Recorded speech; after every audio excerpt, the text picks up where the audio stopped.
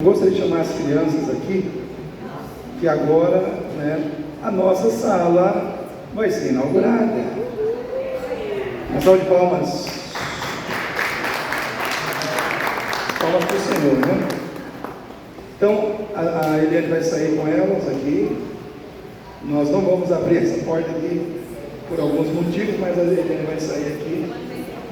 E aí a gente vai estar orando pelas crianças que estarão indo agora para uma outra sala maior, uma sala mais espaçosa. Então vamos orar, igreja. Pai querido, em nome do Senhor Jesus, colocamos em tuas mãos as crianças, ó Pai, que são, ó Pai, muito especiais, que são, Senhor Deus, ó Pai, o futuro da igreja, ó Deus, e nós queremos, meu Pai, colocar diante do Senhor a vida delas e te agradecer por essa sala nova, onde elas vão estar agora, meu Pai, sendo cuidadas, orientadas, ó Deus, conduzidas à Tua presença, através de tudo que estará acontecendo ali. Nós oramos, Pai, em nome do Senhor Jesus. Amém. Criança gosta de público de pastor,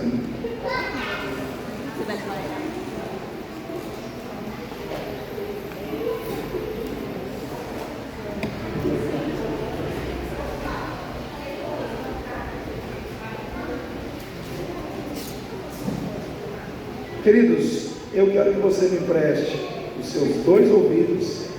Se alguém tiver mais de 2 ouvidos, eu vou pedir que você me empreste também, Mas se você tiver mais de 2 ouvidos, vai ser estranho.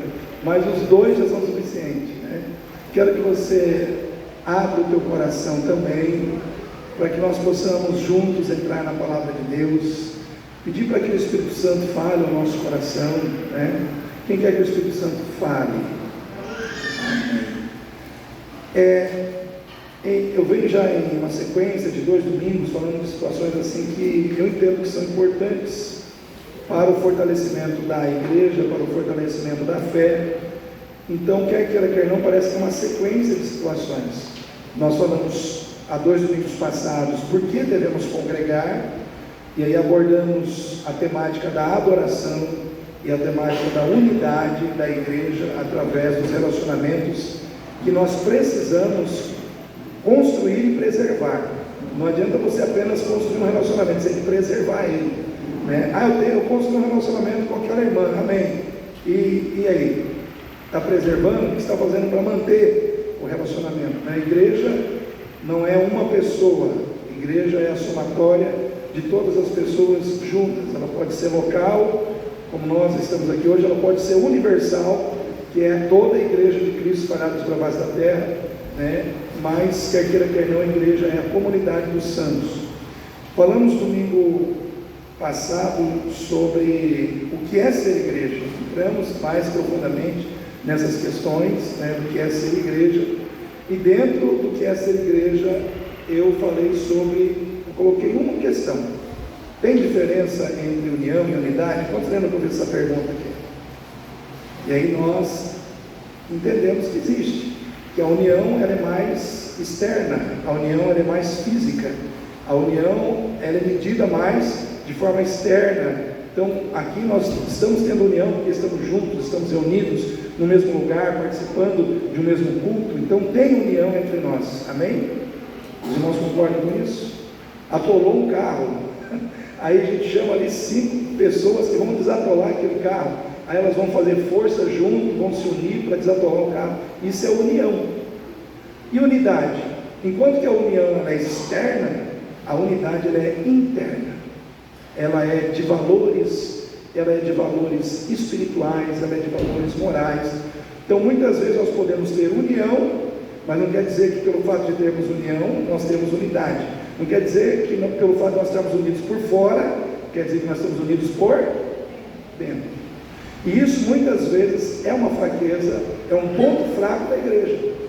Porque se nós aparentemente caminhamos juntos de forma externa, mas dentro do nosso coração nós temos várias discordâncias, nós não estamos profundamente unidos. Os irmãos concordam com isso?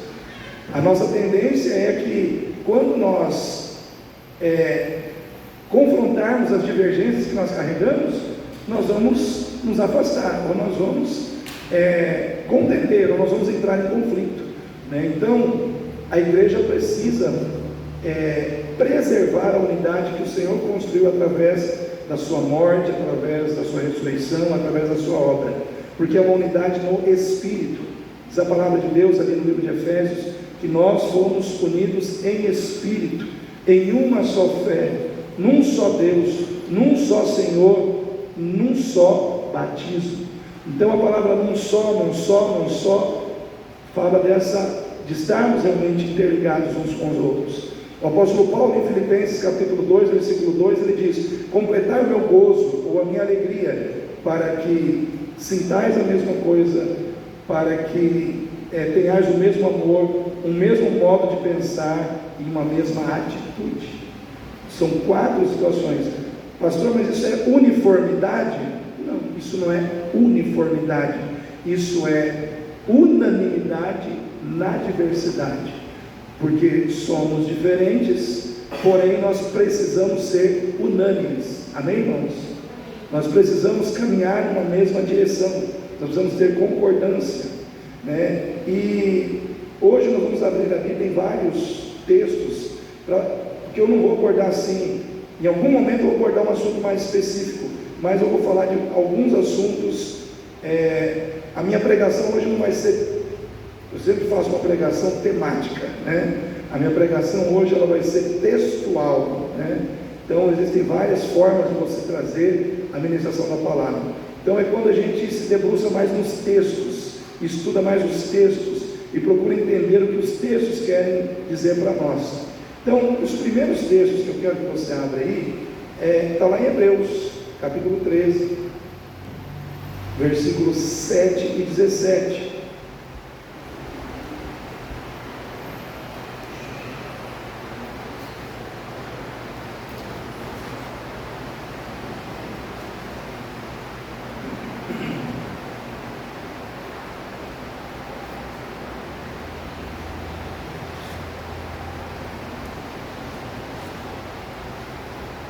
Hebreus 13, 7 e depois o 17. Quem achou diz amém? Amém. Quem não achou, fala, espera um pouco assim.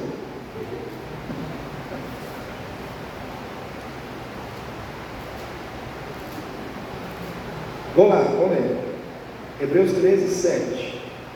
Diz assim: lembrai-vos dos vossos líderes, pastores, que vos falaram a palavra de Deus, a fé dos quais imitai, atentando para a sua maneira de viver. Então, esse primeiro texto aqui fala da relação da igreja com os seus pastores, e aqui está dizendo o seguinte: lembrai-vos dos vossos pastores, porque a carta aos Hebreus é considerada uma carta doutrinária e pastoral ao mesmo tempo. Então aqui existe um cuidado pastoral para com a igreja, né? Porque inicialmente essa carta foi escrita para judeus, cristãos que estavam meio que querendo voltar ao plano antigo, né? Depois essa carta se tornou uma carta aceita como universal para toda a igreja, porque ela exalta o que? A aliança, a nova aliança em Cristo Jesus. E aí o que acontece? Aqui está dizendo que a igreja ela deve olhar para os pastores, lembrar dos pastores, não apenas no sentido de considerar o pastor como algo que você, é uma lembrança do passado, uma lembrança do presente. A palavra lembrar, ela tem a conotação de considerar os vossos pastores, né? E existem 3 coisas relacionadas ao pastor aqui. O pastor, ele é aquele que prega a palavra, ele é aquele cuja vida precisa ser imitada pela igreja, e ele é aquele cuja vida deve ser observada. Então a igreja tem que também observar a vida dos seus pastores. Por quê? Porque é observando a vida do pastor que eu vou ver o que eu vou imitar. É o que eu vou ver a ação de Deus, o trabalhar de Deus, para que eu, que estou seguindo essa liderança, possa também me espelhar e fazer igual, né? Imitar significa seguir o exemplo, fazer da mesma forma, né? Então isso está falando de uma conexão, de uma unidade, né? O que é imitar alguém? No plano espiritual, quando falamos da relação pastor e igreja, significa buscar ter unidade. Você não vai imitar alguém com quem você não tem Unidade, né? Unidade na fé, ou seja, seguir as prioridades da fé que o seu pastor vive, seguir as prioridades da fé, ter a mesma visão de fé, caminhar numa mesma direção.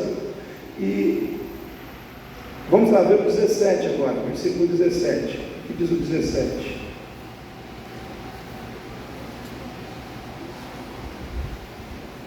O 17 diz assim: obedecei a vossos pastores e sujeitai-vos a eles, porque velam pelas vossas almas, como aqueles que hão de dar conta delas, para que façam com alegria e não gemendo, porque isso não vos seria útil. Ou seja, a orientação para a igreja aqui cuide dos seus pastores, né? Obedeça e sujeite-se. Obedecer e sujeitar-se, né? Parece que é uma redundância, mas obedecer é deixar-se persuadir, e sujeitar é render-se ao que está sendo proposto. E por que eu estou falando isso hoje, nessa noite? Porque, irmãos, hoje nós vivemos uma dificuldade muito grande em termos de unidade, muitas vezes da igreja para muitas vezes com o líder da igreja, né? E nós abordamos essa temática aí na aula de liderança que nós tivemos aí nessa semana que se passou, abordando um dos problemas, né? Que é o autopastoreamento. Hoje muitos crentes estão se autopastoreando, estão tipo assim, tomando as rédeas da sua vida, decidindo o que vai fazer, o que não vai fazer. E isso envolvendo questões doutrinárias, questões teológicas e tudo mais. Isso se deve a alguns motivos. Primeiro, escândalos. Tem tido escândalos no evangelho relacionados a líderes, irmãos? Líderes, vamos dizer assim, líderes com envolvimento relacionado a dinheiro, ok, e outras coisas mais, né? Parece que é uma coisa assim que, vamos dizer assim, todos os dias ou constantemente algo que está brotando, né? Aparecendo constantemente, e realmente é da vontade do mundo, porque o mundo jaz no maligno, que pastores caiam, que pastores erram, e que a igreja sinta o impacto disso para quebrar essa unidade, quebrar esse elo de confiança, quebrar esse elo de respeito, quebrar esse elo de consideração e amor, porque você não obedece a liderança de uma pessoa que você não respeita, você não obedece a liderança de alguém que você não confia, e por fim você não obedece a liderança de alguém que você não aprendeu a amar, ou que você não ama. Então respeito, confiança, amor são coisas que estão sendo quebradas dentro dessa relação. Então uma das situações são os escândalos, muitos escândalos. Ai daqueles por quem vierem os escândalos, diz o Senhor, mas é inevitável que eles venham. Foi Jesus que disse isso, né? Jesus diz: ai daqueles, porém eles virão. E nós precisamos entender, nós precisamos estar preparados para passar por escândalos, porque fazem parte, irmãos, da trajetória cristã nossa nesse mundo, faz parte do chacoalhar da figueira, né? Porque nos últimos dias essas coisas aconteceriam, e é uma maneira de Deus, vamos dizer assim, a gente fala chacoalhar a figueira, é ver quem vai ficar grudado na figueira, e quem vai cair da figueira. É um momento quando nós vamos ser provados, né? Vamos ser provados na nossa fé, na nossa fidelidade, na nossa capacidade de permanecer em Cristo, né? E fiel àquilo que a palavra de Deus diz, para nós vivermos e fazermos em meio a esse tipo de situação. E a outra situação é a atitude de muitos crentes de buscar o conhecimento na internet, né? Então eu vou lá, eu procuro um pastor que eu acho legal, que fala bonito, que fala engraçado, que é inteligente, que eu admiro o conhecimento que ele tem e tal, e aí de repente eu vou me enchendo de conhecimento via internet, e de repente eu venho para a igreja local onde eu congrego, e eu começo com o conhecimento que eu obtive lá fora, de repente eu começo a não me sentir encaixado, porque o conhecimento que eu tenho agora parece que não encaixa com o conhecimento do pastor que está à frente da igreja, a qual eu pertenço, e aí eu fico num dilema, né? E aí de repente eu começo a fazer coisas que a liderança da igreja não é da visão da liderança da igreja, mas eu entendi que eu devo fazer, porque eu aprendi com um determinado pastor, um determinado líder, um determinado mestre, e essa pessoa entende muito desse assunto, então eu começo a agir dessa forma. E aí eu pergunto para a igreja: Deus vai medir a sua obediência, a sua capacidade de obedecer pela sua submissão aos pastores da internet ou ao pastor da sua igreja?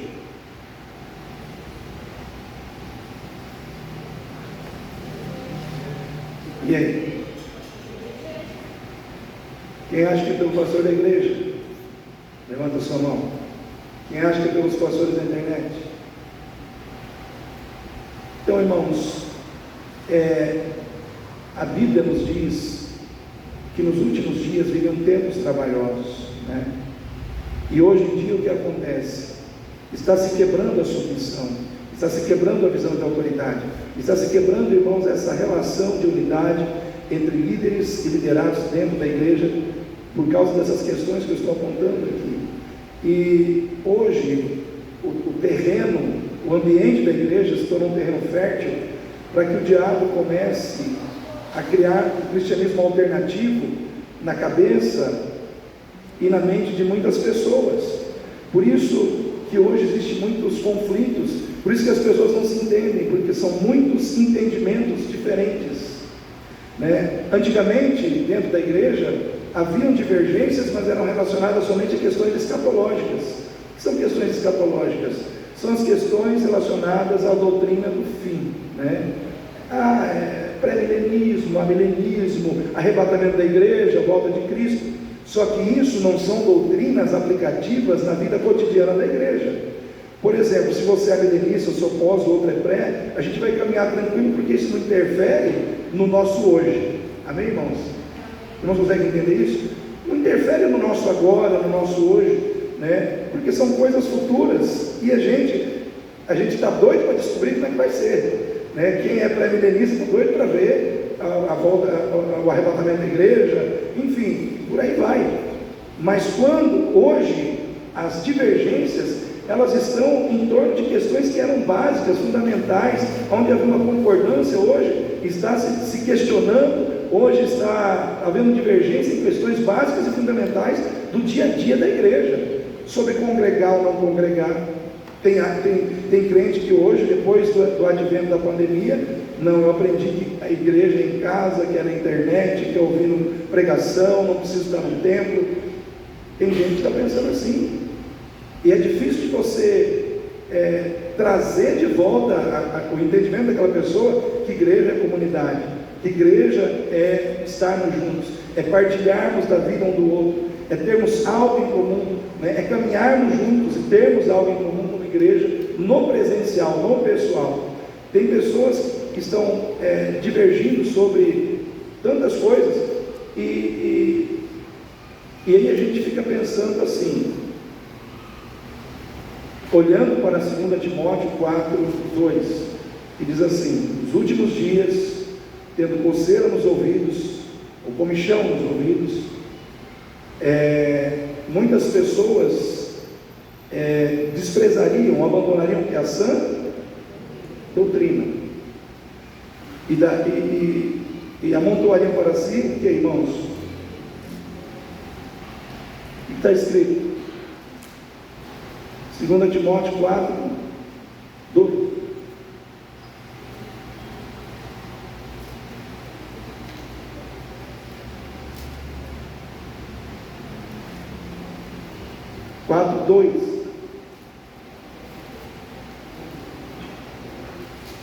Pregues a palavra, intes a tempo e fora de tempo. Olha só: corrijas, repreenda, exorte com toda longanimidade e doutrina. Então, a palavra doutrina, ela tem que ser, vista aqui com atenção. O 3 agora: porque virá tempo em que não suportarão essa doutrina, mas tendo coceira nos ouvidos, amontoarão para si o quê? Doutores, conforme as suas próprias concupiscências. O que é um doutor? Quem já fez um doutorado aí? Doutor é quem tem doutorado, né? Doutor é alguém habilitado a ensinar assuntos de difícil compreensão. Então, amontoariam para si doutores que falem, ou que preguem, ou que ensinem aquilo que o seu coração deseja ouvir. E por causa disso, o que acontece? A impressão que nós temos, quando a gente faz um link desse texto com os dias de hoje, é que nós estamos vivendo um tempo em que a igreja, ela não quer viver o cristianismo sacrificial, ela não quer viver um cristianismo de renúncia, ela não quer viver um cristianismo que exija mudança e transformação, ou que exija que eu abra mão de coisas que eu não quero abrir. Então, se eu não quero mudar de vida, então eu procuro mudar a teologia da fé que eu escolhi viver. Então, tipo assim, nós estamos vivendo um tempo onde as pessoas, por não quererem mudar de vida, elas entenderam que elas devem então mudar a teologia. Então hoje nós temos aí muitas pessoas divergindo umas das outras por vários pensamentos diferentes, né? E aí eu fico pensando, quando você vai lá no Éden e Adão e Eva comem do fruto, qual fruto que era, irmãos? Fruto do conhecimento do bem, fruto do conhecimento do bem e do mal. E aí o que acontece? Quando Eva come do fruto daquele conhecimento, ela é induzida a pensar que ela seria como Deus. Tipo, eu tenho controle, eu não quero ser controlado, eu não quero, tipo assim, pagar essa de me submeter. Eu quero ter o controle, eu quero decidir as coisas. Então eu vejo que a mesma proposta que foi feita no início de tudo, de certa forma na vida de muitos crentes hoje, vem através da internet. Eu vejo que a internet hoje é o lugar onde a gente busca o conhecimento do bem, onde a gente busca o conhecimento do mal, e muitas vezes o conhecimento do bem ou do mal, ele se torna na nossa vida ou mal ou bem, de acordo com o nosso coração. Se o nosso coração está numa direção certa, a gente recebe o conhecimento e sabe o que fazer com ele. Se o nosso coração não está numa posição certa, aquele conhecimento vem e nos corrompe. Porque tudo começa de dentro para fora. Então, quando o meu coração não está alinhado com o que Deus quer, ele facilmente se desalinha, né? Porque o que acontece? O problema não é quando um está certo ou está errado. O problema é quando todo mundo pensa que está certo. Aí o que acontece? A verdade se torna relativa. Sim ou não, irmãos? A verdade que deveria ser absoluta, ela é relativizada. Porque, tipo assim, o pastor passa uma visão, mas a pessoa fala, mas essa é a sua verdade. Eu tenho uma outra verdade. Aí chega um terceiro e fala, não, mas eu tenho uma outra interpretação. Eu tenho uma terceira verdade. Aí chega um outro e fala, mas eu tenho uma quarta verdade. Os irmãos conseguem entender? Como que vai haver consenso num ambiente assim? Como que as pessoas vão conseguir caminhar juntas quando a divergência ela se torna tão grande desse jeito? Então hoje nós estamos vivendo esse tipo de realidade, onde existem muitas vertentes ou muitas visões de mesmo assunto. Aí o que acontece? A pessoa absorve de tal maneira uma visão que de repente ela não consegue mais viver a visão de onde ela está congregando presencialmente. E aí o que acontece? Por que é perigoso a questão da internet com relação a onde você congrega? Porque tudo que você aprende na internet não repercute na internet, repercute aonde? Onde você congrega. Sim ou não? Repercute na sua vida pessoal, nos seus relacionamentos, porque você começa a ser um propagador daquilo que você entende como certo, e que muitas vezes não é, né? Mas você começa a ser um propagador daquilo, independente de você querer ou não Por quê? Porque vai surgir algum momento em que aquela situação vai ser confrontada. E aí o que acontece? Começa a haver um conflito, uma discórdia, um desentendimento, né? E é isso que nós precisamos evitar, é isso que nós precisamos vencer nesse tema. Então hoje precisa haver um alinhamento. Irmãos, eu não sou contra que ninguém procure, vá na internet, consulte pastores. Eu também faço isso. Muitas vezes eu vejo alguns pastores que eu entendo que são pastores que têm uma vida com Deus, procuro, né, ver o que eles estão falando, avaliar o que está sendo dito, né? Agora, depois que você viu todos os pastores, por uma questão de respeito, hombridade e submissão, você tem que falar com quem? Com quem, irmão? O pastor que te pastoreia. Mas vai ter conflito, não interessa, irmão. Nós temos que ter essa disposição de buscarmos unidade nas coisas. Buscar unidade, muitas vezes, custa conversa, custa sentar, custa tirar dúvida, mas é necessário. É necessário, é importante, né? Por quê? Porque assim a gente vai conectando os nossos mundos interiores. Os irmãos conseguem entender? Porque eu penso assim, é melhor eu ter uma dificuldade com uma pessoa, mas estar procurando trazer interiormente o coração daquela pessoa para perto do meu, do que a gente viver uma relação de aparência, aonde a gente finge, eu finge, você finge, a gente fica todo mundo fingindo, né? E eu não vejo isso como algo saudável, eu não vejo isso como algo bíblico, né? Eu vejo que a Bíblia nos diz que nós temos que precisa haver, restaurar no coração das pessoas essa confiança de novo no pastor, no líder da igreja, né? O respeito, a hombridade, né? O conversar, o tirar dúvidas. Irmãos, se tem uma coisa que eu gosto é de sentar com as pessoas e tirar dúvidas, né? Ah, pastor, como é que funciona isso? Eu tenho prazer de sentar dentro do que eu sei, eu vou expor e tentar trazer a resposta da melhor maneira possível. Então hoje eu quero assim abordar um assunto. A gente falou sobre igreja, a gente falou sobre unidade, mas tem um assunto que ele é também do dia a dia da igreja, porque quando a gente fala de congregar, é do dia a dia da igreja, sim ou não? Se eu tenho pessoas que aparentemente estão congregando, mas não concordam comigo, que tem que estar na igreja congregando, que tem que estar em reunião de oração, quando eu precisar dessas pessoas, eu não vou tê-las, né? Porque existe uma divergência. Então nós trabalhamos nesses 2 domingos passados essas questões. E uma outra questão que nós precisamos trabalhar hoje é a questão da relação da igreja com a mordomia financeira. Vamos tratar assim, a mordomia financeira. Esse assunto é um assunto que muitos fogem dele, porque é delicado, e muitos tocam demais em cima dele, porque existe um desvirtuamento, às vezes, em cima desse assunto, onde pessoas querem, às vezes, se aproveitar dessa questão financeira. Então, é um assunto que tem 2 extremos, né?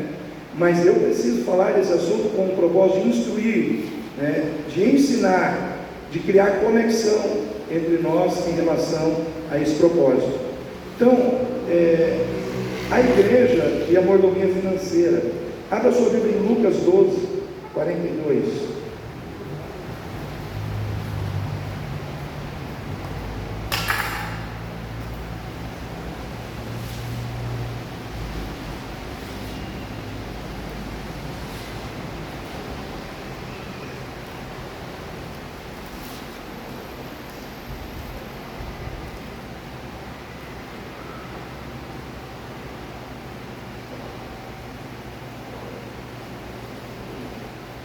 Lucas 12, 42. Eu vou ler do 42 ao 44, tá bom, irmãos? Diz assim: E disse o Senhor: Qual é, pois, o mordomo? Está na tua versão, está mordomo? Mordomo, tem alguma outra versão? Não? Ok. Qual é, pois, o mordomo fiel e prudente, a quem o Senhor pôs sobre os seus servos, para lhes dar a tempo a ração. Bem-aventurado aquele servo a quem o seu Senhor, quando vier, achar fazendo assim. Em verdade vos digo que sobre todos os seus bens o porá. Irmãos, aqui está falando de mordomia. Essa doutrina da mordomia cristã, ela não é antiga, porque se a gente for parar para pensar, irmãos, se você for fazer uma análise da evolução da igreja cristã, as doutrinas cristãs, elas demoraram a ser construídas, Então, essa doutrina da mordomia, ela foi surgir nas igrejas reformadas lá na Idade Média. Não tem uma data precisa para te dar, mas essa doutrina da mordomia, ela prega que, assim como nós fomos comprados por Jesus, quem foi comprado por Jesus? Então diz assim: você foi comprado pelo sangue de Jesus, de modo que você já não pertence mais a você mesmo, mas àquele que o comprou. De modo que vós não pertenceis mais a vós mesmos, está lá em 1 Coríntios 6, mas aquele que vos comprou, que pagou com alto preço.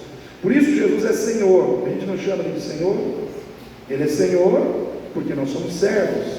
Nós somos servos porque ele nos comprou. Então existe uma relação com Jesus de Salvador. Isso é graça, Isso é graça. Salvou, sua alma está salva, amém. Mas ele não entrou na sua vida só como Salvador, ele entrou na sua vida como Senhor, Então Jesus não é só Salvador, Jesus é Senhor.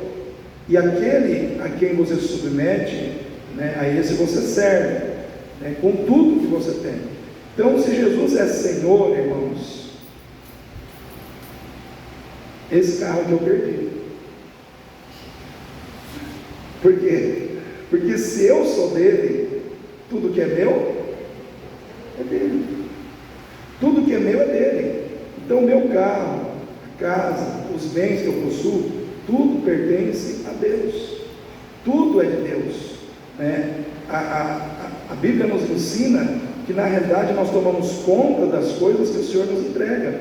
Então, por isso existem várias parábolas que falam de que o Senhor entregou algo tal para os seus servos, para os seus servos, para os seus servos, mostrando que o dono é Ele. O dono é Ele. Nós somos os servos e nós estamos tomando conta dessas coisas. Então, o que eu faço com as coisas que eu possuo, de certa forma, elas não são minhas. Quando eu penso que eu possuo alguma coisa, eu estou saindo da posição de Senhor, de servo, e estou me colocando na posição de Senhor. Então eu tenho que ter a humildade de reconhecer que Ele é Senhor, e que eu sou servo sempre. Eu sou servo sempre. Foi com essa consciência que a igreja cristã nasceu, Então, no início da igreja cristã, o que aconteceu? As pessoas tinham propriedades, e aqueles que tinham propriedades, que eles faziam?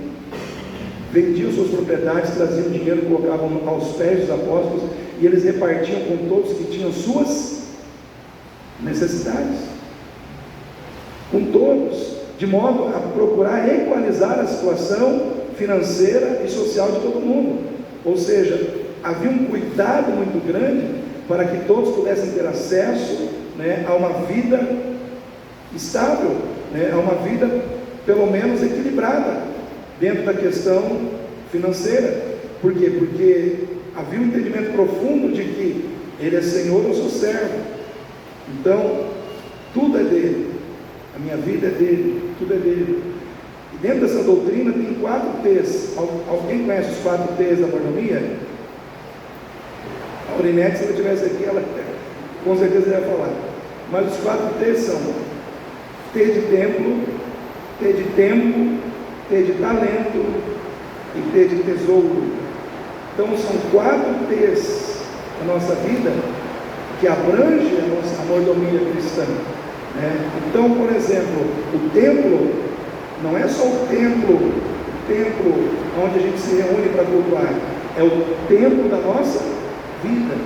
Como eu vivo, como eu cuido do templo do Espírito Santo, como eu cuido da minha vida, como eu cuido do ambiente também, o templo da casa do Senhor, o meu cuidado com esse templo, o tempo relacionado a como eu me dedico à obra de Deus, né? Quanto tempo eu gasto, né, com relação às coisas que são prioridades para Deus, os talentos, o uso dos dons, dos talentos, né, das capacidades que eu recebi em prol do reino de Deus, tudo isso faz parte da mordomia.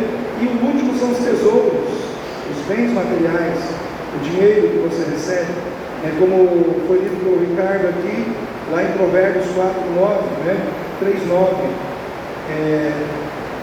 honrai o Senhor com as primícias de toda a tua renda, e se encherão abundantemente os seus celeiros. Então, tudo isso faz parte da mordomia. E essa questão, irmãos, da relação do crente com o dinheiro é tão forte que existem mais de 2.000 escrituras na Bíblia que tratam de dinheiro.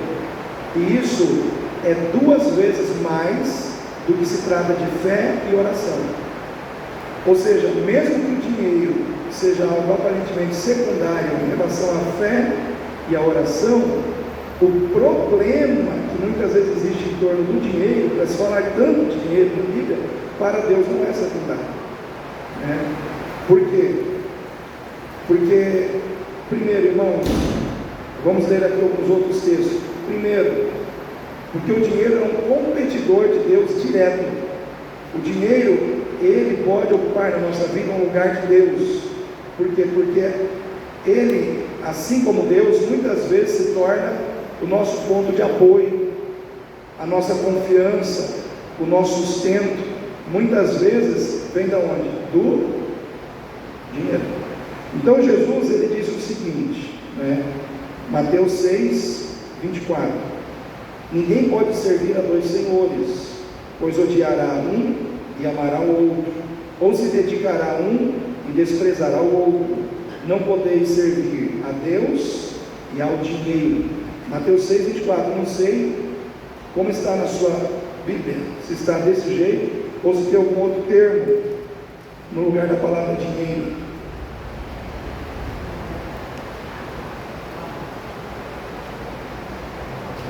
Mateus 6:24.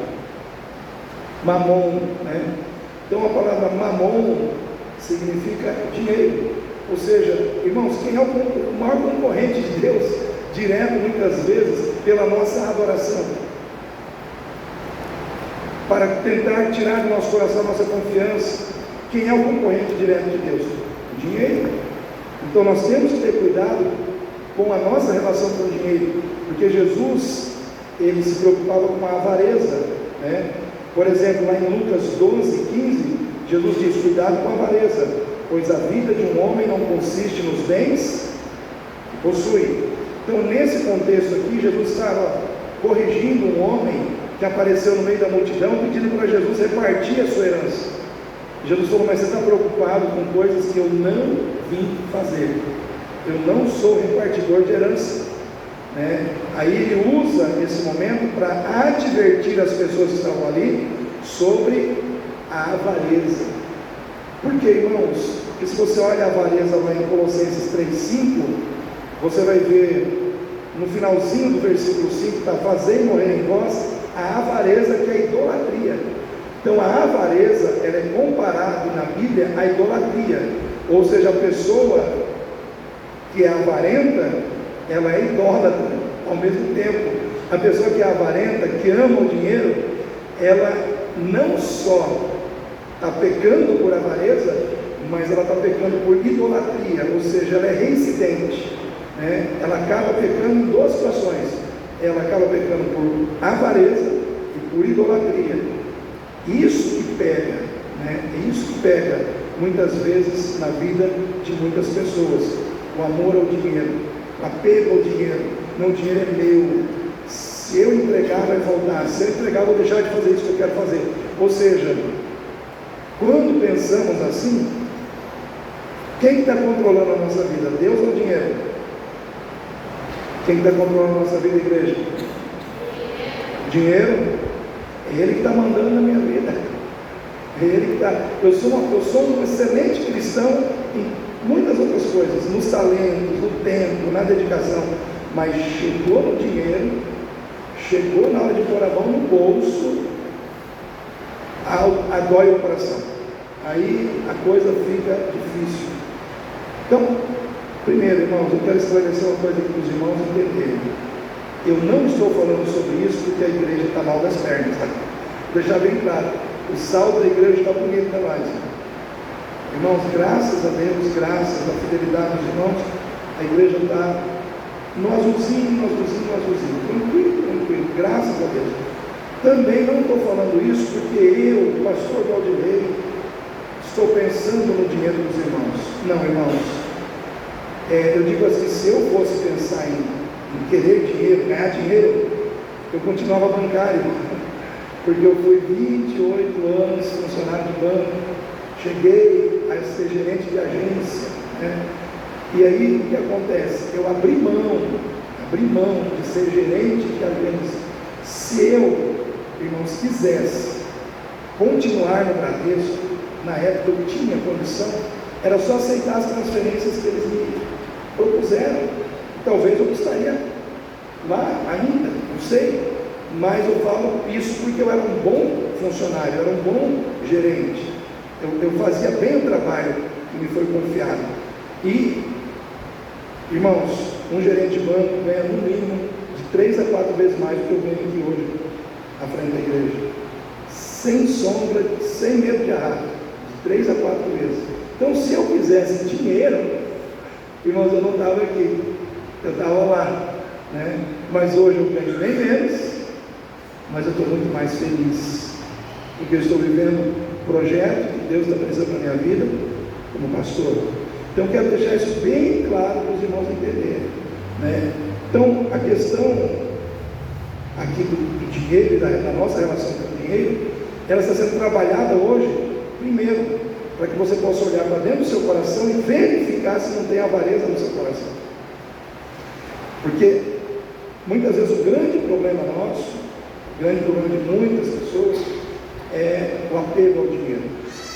E 1 Timóteo 6,10 diz assim: porque o amor ao dinheiro é a raiz de toda espécie de males, e nessa cobiça alguns se desviaram da fé. Então, o dinheiro não é brincadeira, irmãos. Se ele não estiver no lugar certo na nossa vida, ele nos arrebenta. Se ele não estiver submetido a Cristo na nossa vida, ele nos corrompe de dentro para fora, né? E aí a gente começa a se desviar da vontade de Deus. Por quê? Porque eu gosto demais do dinheiro, porque eu dependo demais do dinheiro, porque o dinheiro fala mais alto na minha vida do que a palavra, do que Deus. Então tem essa dificuldade, né? Hebreus 13:5: conservem-se livres do amor ao dinheiro. Então olha só, são vários livros, você encontra essas orientações em vários livros diferentes da Bíblia. Então existe uma preocupação. Se não existisse essa preocupação, isso não seria tão enfatizado, né? Então, passando por essa questão das orientações em relação à avareza, vamos pegar aqui alguns ensinamentos de Jesus e também dos outros apóstolos, mais especificamente do apóstolo Paulo, e também Provérbios, né? Algumas coisas relacionadas a como nós devemos tratar agora de forma positiva a questão do dinheiro. E é interessante você observar que Provérbios, Salmos, Jó, Cantares, eles são livros sapienciais e poéticos. Então eles não se aplicam somente ao povo judeu. Eles são tidos como livros de sabedoria universal e atemporal. Ou seja, tudo que é provérbio, tudo que é salmo, tudo que está dentro desses 5 livros, ele é atemporal, ele se aplica no passado, ele se aplica hoje, porque são conselhos universais que revelam o caráter de Deus, que revelam o agir de Deus, que revelam como Deus trabalha na vida daqueles que o servem, né? Então apenas uma explicação teológica para os irmãos entenderem. Mas vamos lá. O primeiro texto que eu quero abordar aqui com os irmãos é Jesus e a viúva, né? Jesus e a viúva. Eu esqueci de marcar aqui a referência bíblica, mas quantos lembram aqui de Jesus ao lado da gasofilácio e a viúva entregando uma oferta? Quantos lembram desse episódio? Porque se eu for tentar achar aqui, a gente vai demorar, né? Mas vamos lá, irmão. Jesus, ele estava do lado do gasofilácio, no templo, observando o quê? Como as pessoas entregavam, ou dízimo, oferta, enfim. E aí, ele diz assim: essa viúva, ela entregou mais do que todos, porque da sua pobreza, ela entregou tudo que tinha. Então, quando a gente analisa aqui em termos percentuais, e Jesus foi aqui, para Jesus dizer isso, ele analisou em termos percentuais. Então, ele olhou para quem entregou, quem tinha uma capacidade financeira grande, entregou um percentual pequeno, o mínimo da capacidade financeira que ele tinha. Aquela viúva, percentualmente falando, em relação àquilo que ela tinha de capacidade financeira, em termos percentuais, ela entregou 100%, né? A intenção aqui, irmãos, não é exaltar o valor financeiro. A intenção aqui é exaltar o valor do coração. Veja bem, Jesus queria exaltar o quê?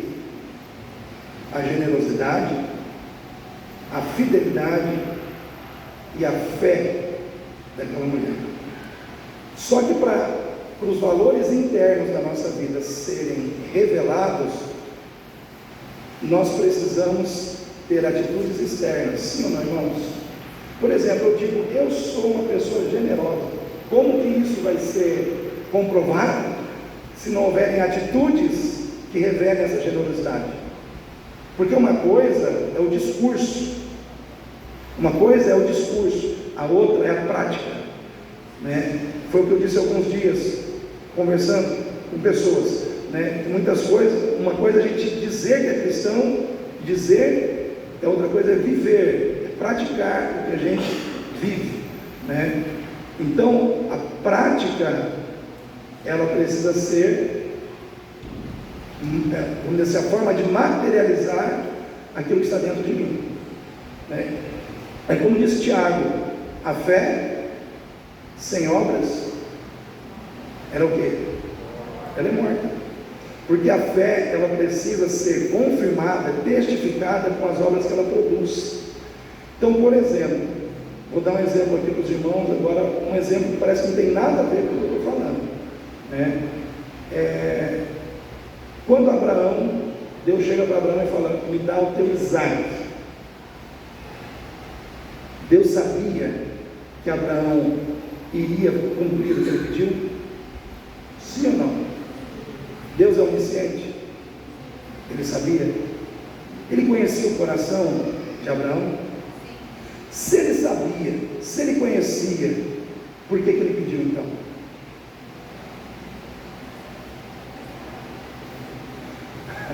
Porque tem gente que fala assim, não, Deus conhece o meu coração, não preciso provar nada para ninguém, né? Irmãos, o que está dentro do seu coração, guardado só dentro do seu coração, não serve para nada, se isso não for externalizado, se isso não for materializado em atitudes práticas, que envolve as nossas ações no servir a Deus, que envolve a nossa relação com o nosso ministério, com as coisas que Deus nos confiou a fazer, na nossa relação pessoal com as pessoas, onde a gente demonstra amor, onde a gente demonstra perdão, onde a gente exercita o amor de Cristo na nossa vida, amém? Porque, por exemplo, eu dizer que sou cristão, mas eu não perdoo, eu não ajo como Cristo agiria em muitas situações da minha vida pessoal, eu não estou demonstrando isso de forma prática. E também isso acontece com relação aos recursos financeiros que nós temos. Então Jesus usa o exemplo da viúva para dizer o seguinte, para mim e para você hoje, a nossa maneira como nós lidamos com o nosso dinheiro revela os valores internos que nós carregamos. Vou repetir, a maneira como nós lidamos com o dinheiro, que é colocar na nossa mão, como mordomos de Cristo, como mordomos do reino, revela os valores que nós temos. Se nós somos generosos ou não, se nós somos avarentos ou não, se nós amamos o dinheiro ou se nós amamos a Cristo. Muitas vezes, através da maneira como eu ajo com o dinheiro, isso vai revelar algo da minha vida. E muitas vezes só eu que não quero ver, né? Isso vai revelar algo interior meu. Então nós precisamos entender isso, que a questão do dinheiro também é um ato de adoração a Deus. É um ato de adoração a Deus. Aí eu vou usar um exemplo agora da mulher que quebrou o vidro de perfume nos pés de Jesus. Quantos lembram? Mas Jesus entrou na casa de um religioso, sim ou não? Aí o religioso recebeu Jesus.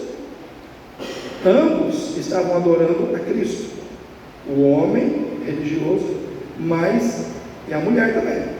Só que o que aconteceu, irmãos? O que a mulher fez que o homem não fez?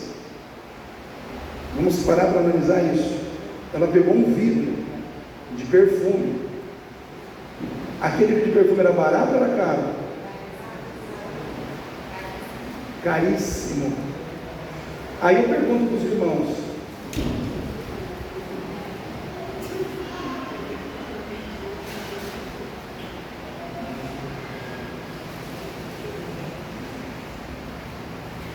diga de novo aí, Thaís.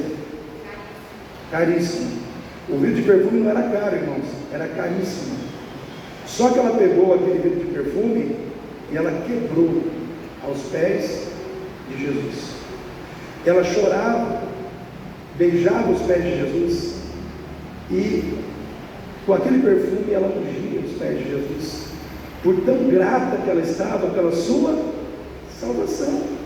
Ela havia encontrado o Salvador, ela havia encontrado aquele que salvou a sua alma, que tirou ela da lama do pecado. Então ela pegou e o que ela tinha de precioso, ela mostrou naquele momento que aquilo podia ser precioso aos olhos humanos, mas para ela Jesus era mais precioso. Então aquele vidro podia ser quebrado aos pés de Jesus. A gente tem que analisar muitas vezes essas questões e pensar o que nós faríamos se nós estivéssemos naquela situação. Aí o homem começa a julgar a mulher. Mas se ele soubesse quem é essa mulher que está aos seus pés, porque olhou para a vida pregressa da mulher, e tudo indica que a mulher teve uma vida na prostituição. Só que Jesus, ele pega pessoas improváveis, pessoas que não são nada na sociedade, pessoas por quem ninguém dá nada, e transforma essas pessoas em alguém na vida. Jesus era capaz de pegar pessoas, irmãos, humildes, com a vida toda torta, e dizer: eu entrei na sua vida para fazer de você alguém respeitado. Então, quando uma pessoa vive essa experiência, nada para ela é caro perto de Jesus. Amém? Nada para essa pessoa é caro quando ela olha para a salvação, quando ela olha para o que Jesus fez por ela. Então, olha só, tudo isso tem a ver com, envolve questão financeira, envolve questão de pegar coisas caras, sabe, esses exemplos que eu estou dando, para mostrar que o que revelou do coração daquela mulher, o quanto ela era grata.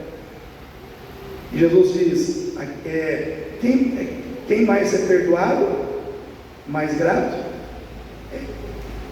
mais grato é. Gratidão, né? Como está a sua gratidão a Deus, né? Como está a sua gratidão a Deus em relação aos 4 T's da mordomia? Seu tempo, seus tesouros, o templo, né? Como está a sua gratidão ao Senhor? Então, nesse texto nós vemos isso, irmãos. Nós podemos extrair esses ensinamentos. Irmãos, agradar a Deus, ser generoso para com o Senhor, naquilo que nós entregamos para Ele, é algo que o Senhor, Ele traz bênção sobre a nossa vida? Eu entendo que sim, irmãos. Eu entendo que Deus recompensa os valores espirituais que estão por trás das ofertas ou do dízimo que a gente entrega. Não é o dízimo, não é a oferta, é a generosidade que está por trás, é a fidelidade que está por trás, é a fé que está por trás. Por exemplo, se você pega Provérbios 11, 24 e 26, Provérbios 11, 24 e 26,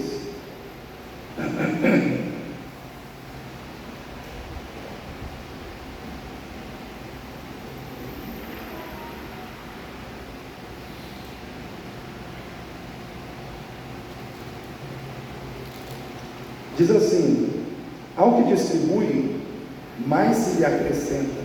O que a Bíblia está dizendo? Que quem dá com liberalidade, quem dá com generosidade, não vai perder, mas será acrescentado. E ao que retém mais do que é justo, é para a sua perda. Olha só o 25: a alma generosa prosperará, e aquele que atende também será atendido. Ao que retém o trigo, o povo amaldiçoa, mas as bênçãos haverá sobre a cabeça do que vende. Então esse texto aqui, como eu disse, ele é atemporal. Ele é um conselho de sabedoria de Salomão, que encaixa na vida do judeu, do brasileiro, do japonês, do americano, de qualquer pessoa. Entende? Por que o judeu é próspero? Você fez essa pergunta? Por que um povo que tem 2% de gente no mundo já ganhou não sei quantos prêmios Nobel? Por que o judeu é próspero? Vai analisar a vida de um judeu, vai conversar com um judeu, você vai ver, princípios são princípios, Deus honra princípios, Deus honra princípios. Então, não está na nova aliança eles, tudo bem, mas Deus honra princípios, Deus honra princípios. Mateus 25, eu não vou pedir para você abrir a Bíblia, mas eu vou relatar para você o que trata Mateus 25. Mateus 25 é a parábola dos talentos, e na parábola dos talentos diz que o Senhor, aí entra a mordomia, né? O Senhor entregou aos seus servos talentos, né? E ele está dizendo ali nos primeiros versículos, bens, seus bens, né? Entregou os seus bens. E esses talentos na época, irmãos, era prata e ouro, eram pesos de prata e de ouro. Então tinha um talento de prata, tinha um talento de ouro. Então é valor monetário. O que aconteceu? Tanto é que se fala em banqueiro aqui, né? Foi dado 5 talentos a um, 2 talentos a outro e 1 talento para o último. O que recebeu 5 talentos, o que ele fez? Multiplicou. O que recebeu 2 talentos, multiplicou também. E o que recebeu 1 talento, simplesmente escondeu. Quando chegou o Senhor dos servos, né, ele pediu conta daquilo que foi entregue para ser administrado. E aí o que acontece? O último, aquele que escondeu o talento, falou: eu sei que o senhor colhe onde o senhor não planta, onde o senhor não semeia, e eu tive medo e escondi o talento. E aí ele falou: servo mau e negligente. O que foi feito? Pega o talento dele, deu ao que tem 10 talentos, e lançai-o nas trevas exteriores, onde há ranger de dentes. Esse texto aqui, irmãos, mais um texto que eu estou usando para mostrar que é medido, o Senhor mede, entende? Graça é aquilo que Deus demonstra por você para te dar acesso ao reino. Amém? Você está no reino. Só que a vida do reino, o desenvolvimento da vida do reino, ela é avaliada pela sua maneira de desenvolver as virtudes da vida do reino. Deus te deu uma vida, ela tem muitas virtudes. Então Deus, quando Ele vê essas virtudes sendo desenvolvidas, Ele se alegra. Ele se alegra quando Ele vê generosidade em você, porque a generosidade faz parte do caráter dele, sim ou não? Ele se alegra ao ver em você fidelidade, e nesse texto aqui o foco é fidelidade. Tanto é que a resposta de Jesus contando, né, a parábola, diz assim: foste fiel no pouco, sobre o muito te colocarei. Aí você vai fazer exegese desse texto, você vai ver lá, o que quer dizer isso? quer dizer que a fidelidade é uma base para que o Senhor te dê coisas maiores, responsabilidades maiores, acesso a posições maiores de autoridade ou a situações de maiores recursos. Mas para isso tem que ter fidelidade. E há uma outra interpretação que diz assim, que as coisas pequenas aqui nesse texto são as coisas da terra, e as coisas grandes são as coisas do céu. Tipo, você foi fiel na terra, então agora te darei acesso às coisas grandes, que são as coisas do céu. Por quê? Porque a parábola termina com Jesus dizendo: vem para o descanso, vem receber o que foi prometido, né? Então quer dizer, acesso às coisas celestiais, mas tudo isso passa pela sua fidelidade também aqui na terra, porque Deus não te salvou para te deixar do mesmo jeito, sim ou não, irmãos? Deus te salvou para deixar você com um caráter distorcido, corrompido, amando dinheiro, sendo uma pessoa avarenta. Não é esse o propósito.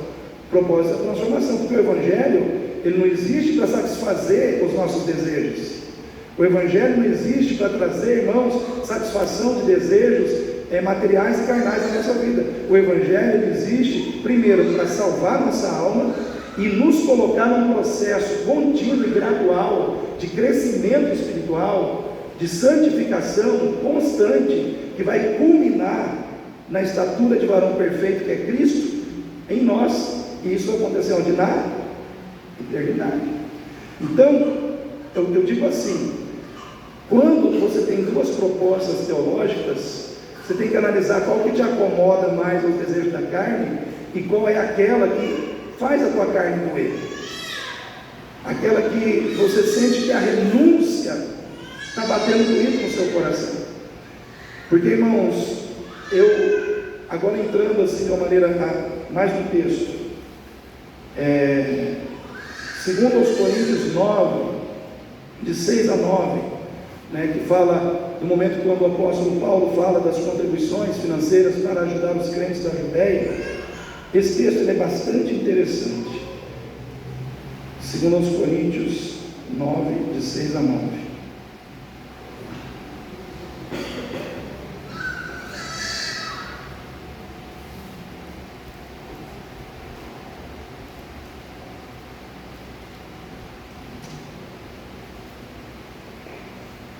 Aqui diz assim: e digo isso, o que semeia pouco, pouco também ceifará, e o que semeia em abundância ceifará. Cada um contribua segundo o propósito do seu coração, não com tristeza ou por necessidade, porque Deus ama o que dá com alegria. E Deus é poderoso para fazer abundar em vós toda graça, a fim de que, tendo sempre, em tudo, toda a suficiência, abundeis em toda boa obra. Presta atenção no versículo 9 agora, queridos.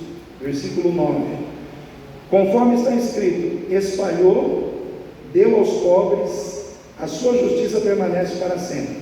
Conforme está escrito, quer dizer que Paulo está citando um texto, sim ou não? Que texto é esse? Salmo 112, 9. Salmo 112, 9. É como se Paulo estivesse dizendo assim: eu estou falando com vocês sobre contribuição, e eu estou falando da generosidade, usando o exemplo da semeadura, para mostrar para vocês o que Deus faz, como Ele faz no Salmo 112, 9, né? Salmo 112, 9, olha lá: Ele espalhou, deu aos necessitados, a sua justiça permanece para sempre. Você sabe qual é o contexto do Salmo 112, 9, meu irmão? É a ação de Deus em dar prosperidade financeira e segurança para aquele que é justo e para aquele que o teme. Então é como se o apóstolo Paulo estivesse dizendo: olha, vocês que estão contribuindo, entendam que o Deus do Salmo 112, Ele vai fazer na vida de vocês o que Ele fez lá atrás. Então a sua generosidade será recompensada. Então essas questões assim de exegese do texto, de buscar todo esse conhecimento, é o trabalho que a gente tem que ter para trazer e ensinar a vocês entenderem a verdade do texto, que está no texto, né? E aí eu encerro, irmãos, esse texto. Agora estou encerrando. Pastor, o que devemos nós fazer? Estamos aqui, o Senhor ministrou essa palavra, o que devemos nós fazer? Queridos, primeiro, nós temos que dizer não à avareza. Amém? Eu não posso amar o dinheiro mais que meu Jesus. Eu não posso amar o dinheiro mais que meu Jesus. Eu não posso amar o dinheiro mais do que Jesus, porque é Ele que me sustenta, é Ele que provê na minha vida. Porque se Ele não me der saúde, eu não trabalho. Se Ele não abrir a porta do emprego, eu não tenho emprego.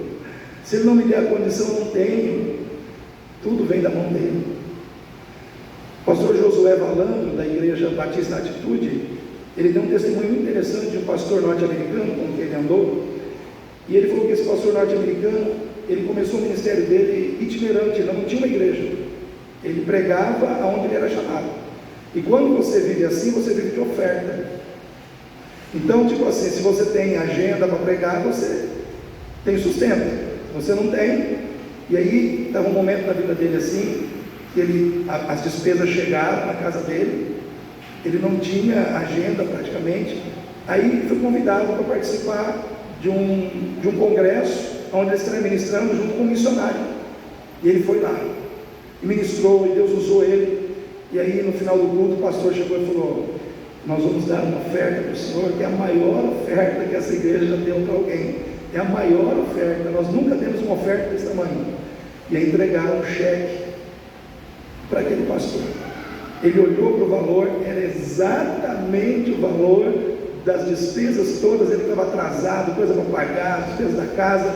Ele falou: glória a Deus, aleluia, Deus é bom. E aí, quando ele saiu, olha só, irmãos, o Espírito Santo falou para ele assim: pega esse cheque e dá para o missionário.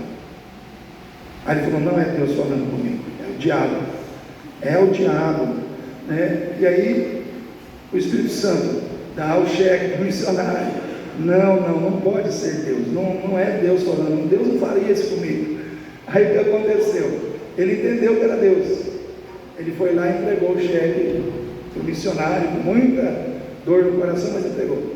Aí eles foram comer pizza, terminou o culto, o pessoal vai comer pizza, eles foram para a pizzaria, e chegando lá, ele estava sentado, não sabia nem como é que ele ia pagar a pizza, mas estava lá, né? Aí chegou um irmão da igreja, falou assim: de quanto foi o cheque, qual foi o valor do cheque que o pastor recebeu essa noite?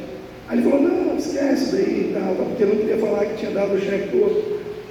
Aí ele falou: o senhor não precisa me falar, Deus já me revelou.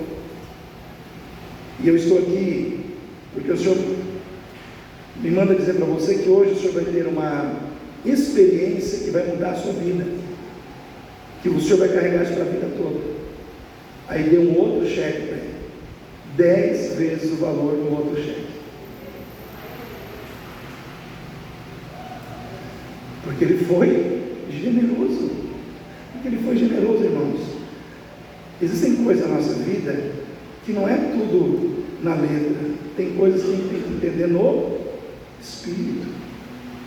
Tem coisas que a gente tem que entender na intimidade com Deus. E o que aconteceu? Ele recebeu aquele cheque, aí ele recebeu um outro convite para pregar numa outra igreja, e aí o cara que convidou ele para pregar na igreja levou de caminhonete, e quando chegou lá, ele falou assim: o senhor me ajuda a tirar as coisas da caminhonete? Ele falou: eu ajudo. Não. Aí ele falou: mas por que o senhor está tirando as coisas da caminhonete? Porque Deus mandou te dar essa caminhonete.